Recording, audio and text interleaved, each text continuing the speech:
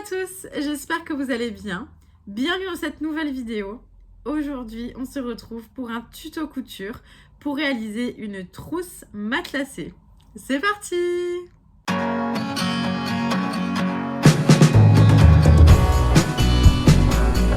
Alors du coup, c'est un modèle que j'ai déjà effectué en 3 exemplaires différents. Donc, il y a celle-ci, qui est un peu ma préférée. J'aime beaucoup parce que je l'ai faite assez haute.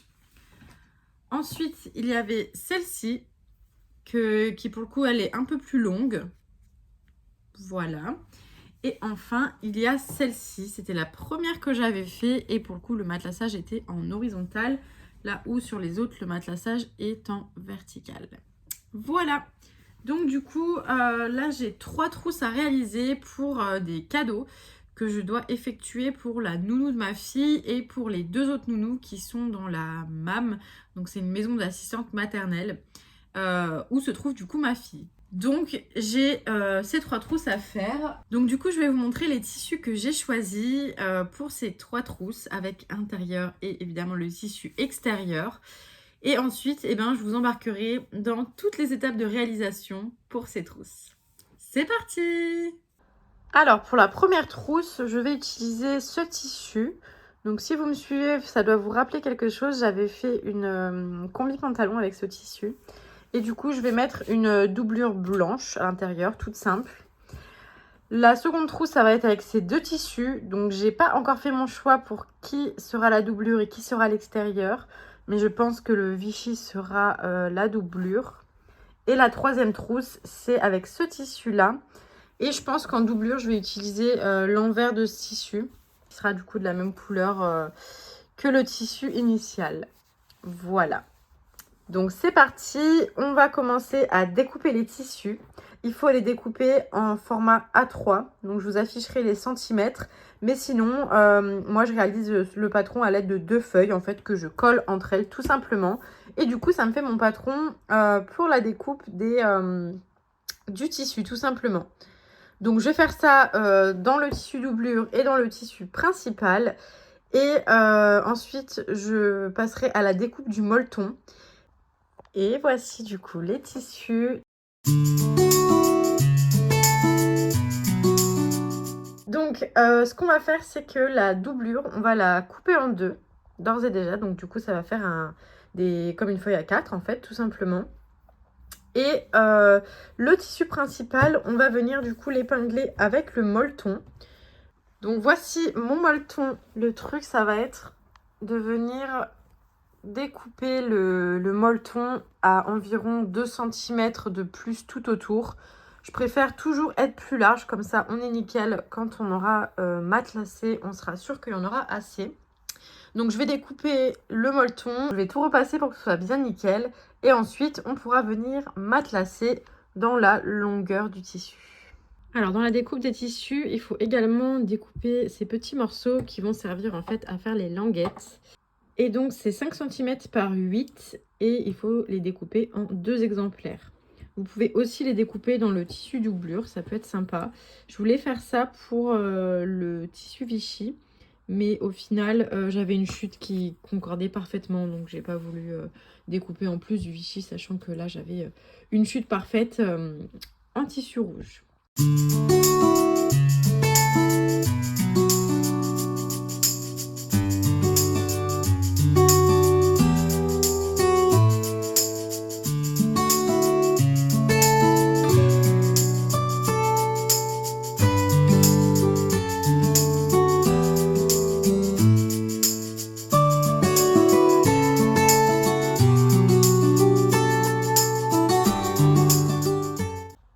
Alors, le matelassage est OK.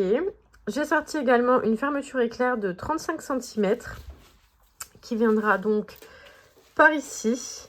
Ce qu'on va faire maintenant, c'est que on va découper en 2 comme ceci, à la moitié. Et donc pour faire comme la doublure 2 feuilles à 4. Et ensuite, je vais venir surjeter tout le tour des pièces pour que ce soit bien nickel.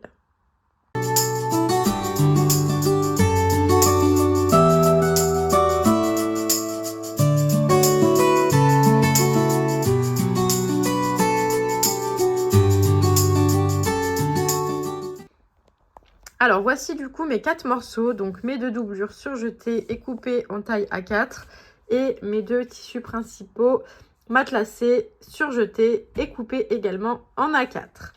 Donc là la prochaine étape ça va être de poser la fermeture éclair. Donc comme je vous disais j'en ai pris une de 35 cm parce que j'ai que ça, mais je pense qu'une de 30 ça aurait suffi parce que là ça dépasse quand même pas mal. Bref, donc du coup on va venir épingler hop là, la fermeture éclair endroit contre endroit avec le tissu principal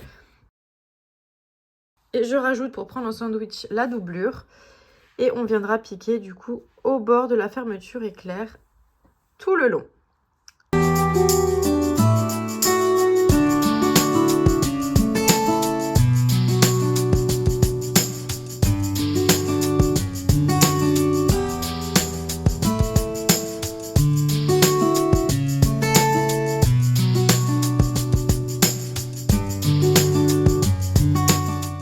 Alors ça y est, la fermeture éclair est posée. Alors ce qu'on va faire, c'est qu'on va venir piquer au bord ici pour que ce soit bien stable et que ça bouge plus, en prenant aussi la doublure dessous. Donc on tire bien les tissus des deux côtés pour que ce soit bien le plus plat possible. Hop là, vous voyez, c'est l'idée de bien écarter comme ceci et de pouvoir venir faire une couture ici pour prendre tout ça en sandwich et que ce soit bien nickel après.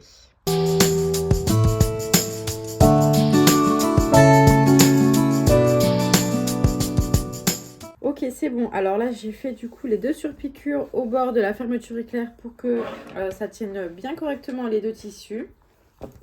Là, ce qu'on va faire, c'est qu'on va venir épingler bord contre bord les 2 doublures, les 2 tissus principaux. Et on va venir en fait faire une couture en bas, simplement le fond de la trousse des 2 côtés. Et ensuite, on passera à l'étape d'après.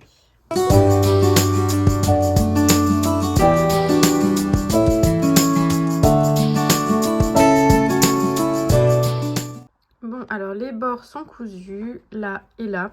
Ce que je vais faire, c'est que je vais retourner l'ouvrage pour être sûr que ça coïncide bien et que c'est bien nickel. Et ensuite, du coup, on viendra s'occuper des bords.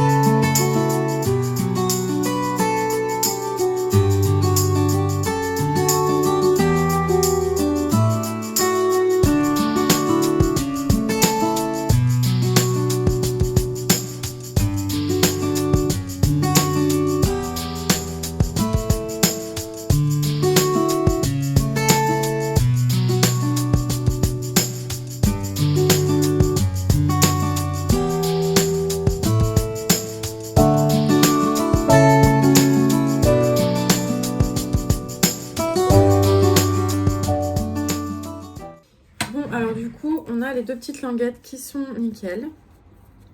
Comme ceci, avec du coup le petit point d'arrêt qui sert à maintenir les 2 tissus ensemble. On a donc bien vérifié que la largeur était bonne, que ça tombait bien et que la doublure était pile poil de la même taille que le tissu principal, voire un tout petit peu plus petit. Donc si tout ça c'est ok, on va tout simplement venir retourner la trousse. Hop là, comme ceci. Et on va venir du coup bien tirer les tissus comme ceci pour que ça se superpose vraiment bien, que les deux fermetures du bas de la trousse soient bien face à face. Donc là, c'est vraiment un travail de positionnement. Il faut bien être précis pour que la trousse soit bien nickel ensuite. Donc moi, j'utilise des pinces. Je trouve que c'est beaucoup plus pratique que des épingles pour ce genre de travaux. Hop. Et du coup, il va falloir placer en fait les petites languettes directement comme ceci. Donc pile poil à la jonction du bas de la trousse et pile poil sur la fermeture éclair. Donc là aussi, il va falloir que ce soit bien aligné pour qu'au moment de la couture, ça se décale pas. J'ouvre évidemment ma fermeture éclair, sinon si je couds dessus, ça va pas le faire. Donc une fois que j'ai bien aligné mon bas comme ceci, je vais venir du coup mettre la petite languette. Comme ça, elle va être bien mise aussi, bien alignée avec le reste. Et ensuite, je vais m'occuper d'aligner tout simplement la fermeture éclair et tout le reste. Donc déjà, je vais couper ce qui dépasse sur ma fermeture éclair. Ça va me faciliter le travail. Hop là, voilà, c'est nettement venu. Hop, ensuite j'aligne bien le reste de la longueur de la trousse. Donc du coup là on va venir piquer au point droit ici et ici.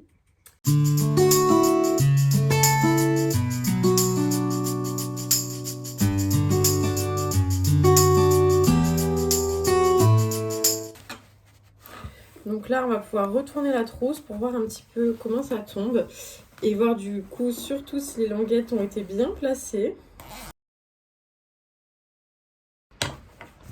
Et donc là, on a déjà une trousse qui est plate. On pourrait complètement la laisser comme ça, si jamais vous voulez faire une trousse plate comme ça. Ça empêche rien le rangement. Il y a quand même beaucoup de place à l'intérieur. Donc voilà. Mais moi, ce que je veux, c'est vraiment la mettre, en fait, la faire en volume. Donc on va repartir hop, à l'envers. Comme ceci, et on va venir en fait dessiner des carrés. Donc en fait ça va être vraiment pour faire cet effet là. Hop là, l'effet comme ceci qui va du coup transformer la trousse en volume. Donc plus on va faire le carré grand, plus ça va faire une trousse haute, et plus on va faire un carré petit, plus ça va faire une trousse plus large mais moins haute. Donc moi j'aime bien quand elles sont bien hautes comme celle-ci. Donc je vais refaire un grand carré. Donc je vous parle de carré mais vous n'allez pas comprendre pourquoi. En fait ça va être de faire un carré comme ceci, aux 4 angles. Donc on va les tracer en fonction du centimètre qu'on aura choisi. Et après, donc on fera ça aussi sur l'autre côté du tissu. Et après en fait on viendra pincer comme ceci pour faire une couture là. Bref, vous allez voir. Donc du coup, je prends ma règle. Je vais mesurer à peu près là combien j'avais fait. Hop. Là, j'avais 11, donc j'avais dû faire des carrés de 5,5 à peu près. Donc c'est ce que je vais faire. Je vais partir sur 5. 5 par 5. En partant de la couture du bord ici. Et donc 5 cm en partant d'en bas là, ça fait donc 5 ici. Donc je trace mon début de carré. Et pareil, là, je me mets pile poil sur la couture et pile poil sur le bord. Et je trace mon autre côté de 5. Et ainsi de suite avec tous les autres côtés et tous les autres bords.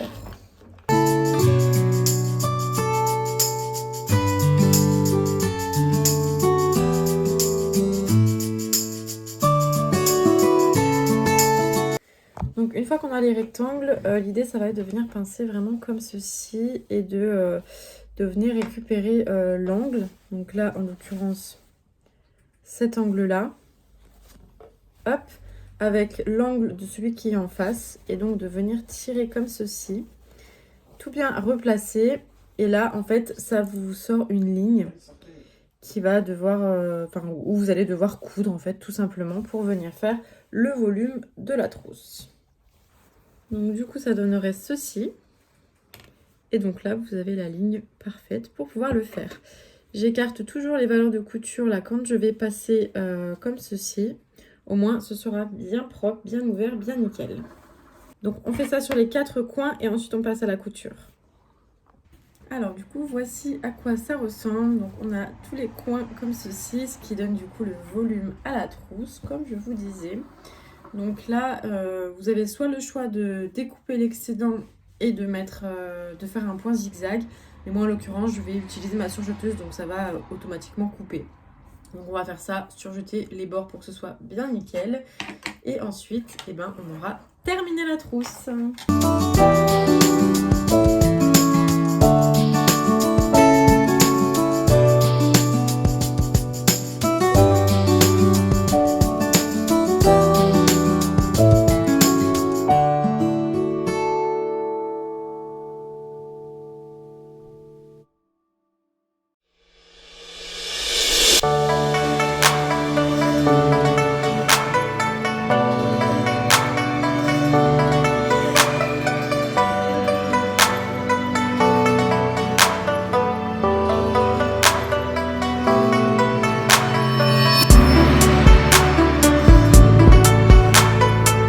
Bon, et bien on arrive à la fin de cette vidéo. On est actuellement le lendemain du moment où j'ai tourné l'intro. Et donc, j'ai fini de coudre les 3 trousses. Donc, pour les 3 nounous qui s'occupent de ma fille. Donc, je vous mettrai une photo des 3 trousses parce que j'ai déjà commencé à emballer 2 des cadeaux. Mais j'en ai gardé une que je vous montre du coup pour vous montrer le résultat. Donc, celle-ci, c'est la seule que j'ai fait en horizontale pour le matelassage. Sinon, les autres, elles sont en verticale pour le matelassage. Donc, vous le verrez sur la photo affichée à l'écran. J'ai mis à peu près, je pense, 2 heures par trousse. Donc, ça prend quand même du temps, surtout le matelassage. Mais c'est quand même assez rapide pour faire des jolis cadeaux. Franchement, c'est vraiment une super trousse. Moi, comme je vous ai dit en intro, j'en ai 3 exemplaires. Et je m'en sers pour 3 trucs différents. Mais voilà. Donc celle-là, l'intérieur, j'ai fait en fait avec le même tissu que l'extérieur. Je trouve vraiment que c'est trop joli. Et après, bon, en l'occurrence, je lui ai rajouté hop là, un petit marque-page et des cotons réutilisables. Je voulais vous montrer un petit peu l'intérieur. Donc si je la retourne, hop là. Donc moi j'ai la chance d'avoir une surjeteuse. Du coup ça fait vraiment des finitions qui sont quand même assez propres. Voilà, j'espère que le tuto aura été assez clair. N'hésitez pas à m'envoyer les trousses que vous faites grâce à ce tuto. Je suis toujours très curieuse de voir ce que vous faites, les tissus que vous choisissez, etc. Ça m'intéresse énormément. Donc n'hésitez pas à m'envoyer tout ça sur mon Instagram, IamSoleneva. En tout cas, je vous remercie d'avoir regardé cette vidéo jusqu'à la fin. N'hésitez pas à vous abonner pour soutenir mon travail, à me suivre également sur mes réseaux sociaux Instagram et TikTok. En attendant, je vous dis à très bientôt pour une vidéo couture ou une vidéo sur un autre sujet. Je vous souhaite une très bonne journée ou une belle soirée en fonction de l'heure à laquelle vous regardez cette vidéo et je vous dis à bientôt!